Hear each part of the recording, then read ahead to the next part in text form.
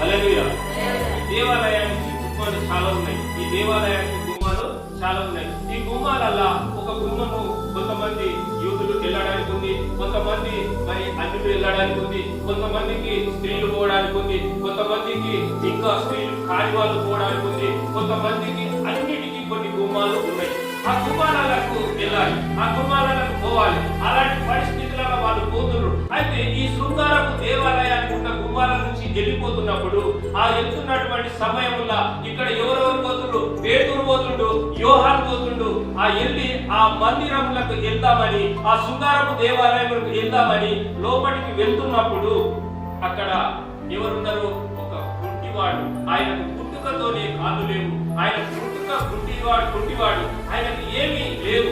కానీ ఆయన అప్పటికి ఒక 30 ఏళ్ళు ఉండొచ్చు, అప్పటికి 30 ఏళ్ల నుండి ఆ మందిరం మీద అడుకొని ఉండొచ్చు, ఆయనకి ఏమీ లేకపోవచ్చు. ఆ లేస్తున్నటువంటి సమయంలో వీళ్ళిద్దరు వెళ్ళిరు అక్కడ. హల్లెలూయా. గట్టిగా చప్పట్లు కొట్టండి. ఆ సమయంలో వెళ్తురట, ఆ ముందుకు జారుతున్నట. దాటుతున్న సమయంలో వీళ్ళు అడిగిండ్రు. ఈయన చెయ్యి చాపిండు. ఈయన చెయ్యి చాపి, అయ్యా నాకు భిక్షము, అయ్యా నాకు సాయము, అయ్యా నాకు ఇది కావాలి అని అడుగుతున్నప్పుడు ఆయన నా దగ్గర ఏమి ఉన్నాయి? అప్పుడు ఎండి లేదు, బంగారం లేదు. అప్పుడున్నటువంటి పరిస్థితుల్లో ఎండి నాణ్యాలు ఉండొచ్చు, అప్పుడున్న పరిస్థితుల్లో బంగారం నాణ్యాలు ఉండొచ్చు. ఆ పరిస్థితులలో మా దగ్గర అయితే ఎండి లేదు, బంగారం లేదు, ఏమి లేదు.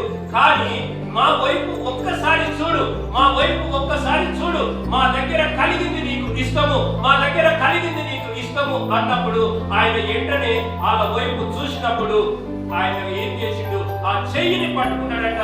ఆ చెయ్యిని పట్టుకొని లే అని లేవగానే ఏమైంది? ఆయనకు శిల మండలాలు పనిచేసినాయి, కాళ్ళు వచ్చేసినాయి. ఆ కాళ్ళు రాగానే అక్కడ ఆగలే. అయితే ఇక్కడ ఒక విషయం గుర్తు పెట్టుకోవాలి. ఆ మందిరములకు వెళ్ళాలంటే గుడ్డి వాళ్ళకు ఎంట్రీ లేదు. ఆ మందిరములకు గుడ్డి వాళ్ళు పోవడానికి వీల్లేదు. ఆ మందిరానికి గుడ్డి వాళ్ళు పోవడానికి వీల్లేదు. అంగవైకల్యం ఉన్న వాళ్ళు పోవడానికి వీల్లేదు. ఆ సమయంలో ఆ 30 ఏళ్ళు ఆ మందిరం ముందర కూర్చొని లోపల ఆలయం చూడకపోవచ్చు, ఆలయం అందం ఎలా ఉందో తెలియదు, ఆ ఆలయం ఎక్కడ కట్టిందో తెలియదు, అది ఎంత బాగుందో తెలియదు. కానీ వెంటనే ఆ లే అని అనగానే వెంటనే లేచి ఆ సమయ మందిరంలోకి ఉరికినట్టు. హల్లెలూయా. కాళ్ళు వచ్చినాయి. రేయ్ పాస్టర్ అన్నట్టుగా, రేయ్ ఎందుకు నువ్వు లోపలికి వచ్చినవేంది? అవును సార్ వచ్చిన, నేను నా కాళ్ళు వచ్చిన ఇంతసేపు నేను గుడ్డివాడిని, నేను రావడానికి వీల్లేదు కదా, మీ చట్టం ఒప్పుకోదు కదా, నా కాళ్ళు వచ్చినాయి. నీ కాళ్ళు ఎలా కలిగినాయి? రా అయ్యా. నేను చెప్పేది ఇద్దరు వచ్చారు. ఆయన పేరు ఒక ఆయన పేరు అంట, ఒక ఆయన యోహాను అంట. వాళ్ళు వచ్చారు. మరి ఏం చేసారు? సార్ వచ్చారు. మన దగ్గర నేను భిక్షము ఎప్పటిలాగా నేను భిక్ష పడుకుంటున్నా, ఎప్పటిలాగా నేను చేయి సాగుతున్నా, ఎప్పటిలాగా అయ్యా దానము అని అడిగినా. కానీ ఆయన నా దగ్గర ఏమీ లేదు, నా దగ్గర ఎండి లేదు, నా దగ్గర బంగారం లేదు, నా దగ్గర ఏమీ లేదు, నా వైపు ఒక్కసారి చూడు అని నా చేయి పట్టుకున్నాడు. సార్ నా కాళ్ళు వచ్చేసినాయి, సార్ నా కాళ్ళు వచ్చినాయి. నేను వచ్చినా ఇప్పుడు నేను గుడ్డివాడిని కాదు, నా మందిరం అంతా చూసుకోవడానికి, మందిరం అంతా తిరగడానికి నాకు ఛాన్స్ ఉంది సార్, మీ చట్టం కాదు అన్నాడు. వాళ్ళు ఎవరు మాకు చూపి, వాళ్ళు ఎవరు మాకు చూయించు, వాళ్ళు ఎవరు మాకు కావాలి అని అడిగినట్టు ఆయన. అంటే ఆయన ఎక్కడ మొదలు పెట్టినట్ట అంతటితో ఆగిట ఊర్లోకి వెళ్ళిండు చక్కగా. అరే నిన్న ఉన్నటి దాకా నువ్వు గుంటేనే కదా, అయ్యో నిన్న ఉన్నటి దాకా కాళ్ళు లేవు కదా. అవును సార్ నాకు కాళ్ళు వచ్చినాయి. ఇప్పుడు ఎవరు చేసిర్రా? అయ్యా యోహాను అంట, ఒక ఆయన. వాళ్ళు ఎప్పుడైతే నన్ను పట్టుకున్నారు ఆయన లేచి యేసయ్య నామములో నడువు అన్నారు. నేను నడిచిన సార్ అంతే చెప్పి సార్. వాళ్ళు ఏం చెప్పలేదు నాకు. నా నామముల యేసయ్య నామముల నీ కాళ్ళు వచ్చింది అక్కడ లేదు అన్నారు. లేదు సార్ నా కాళ్ళు వచ్చింది. ఆయన ఊర్లు తిరుగుతూనే ఉన్నాడట. తిరుగుతున్నప్పుడు అప్పుడు ఆలచెడి మొదలైంది. ఆ సమయంలో అక్కడ ఉన్నటువంటి వాళ్ళంతా కనీసం ఒక 3000 మంది అయింది. పురుషులే 3000 మంది ఉంటే మరి స్త్రీలు ఎంతమంది ఉన్నారు, మరి ఇంకా పిల్లలు ఎంతమంది అయ్యారు.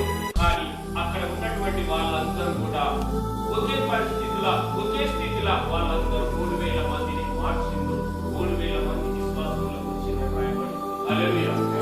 కాబట్టి ఆ ఒక్క నీలో జీవితంలో ఆ పరిస్థితి ఉందా? ఒక్క కార్యం నీలో జరిపిస్తే, ఒక కార్యాన్ని దేవుడు చేస్తే నువ్వు ప్రపంచానికి ఒక్కసారి తెచ్చిపోతావు. హల్లెలూయా. నువ్వు అలజడి అయినప్పుడు, ఆ పరిస్థితి అయినప్పుడు వెంటనే గవర్నమెంట్ ఇక్కడ